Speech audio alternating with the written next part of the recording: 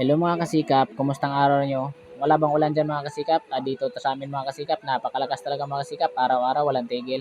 Kaya dito ako nagpwesto sa CR mga kasikap, nagpurma ako sa sukalo. Dahil disturbo tong bakal na to mga kasikap, syempre pupukin natin para makuha natin yung tamang sukat at saka para pag-pex natin, syempre tuwid talaga at makuha yung tamang sukat.